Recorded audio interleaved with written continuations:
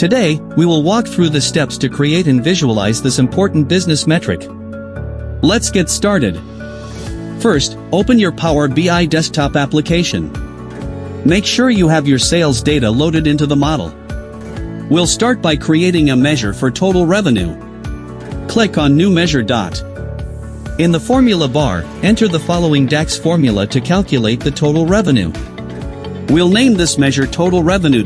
This formula sums up the revenue column from our sales table. Press Enter to create the measure. Great! Now, let's create a measure for the revenue from the same period last year. This will allow us to compare our current performance with the previous year. Again, click on New Measure and enter this DAX formula. We'll name this measure Previous Year Revenue. This formula uses Calculate to modify the context of our total revenue measure, using some period last year to shift the date context back by 1 year.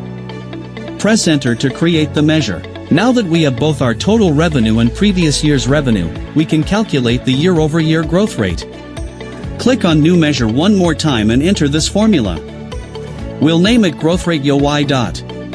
This formula calculates the growth rate by dividing the difference between this year's and last year's revenue by last year's revenue.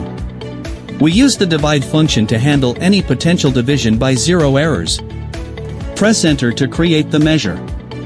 Drag and drop the measure's total revenue, previous year revenue, and growth rate YoY into the visual. Adjust the size and format as needed to clearly display your data. And there you have it. We successfully set up and visualized the year-over-year growth rate in Power BI using DAX. You can now use these measures to gain insights into your business performance over time. Thanks for watching.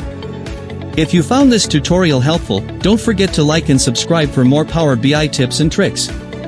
See you in the next video.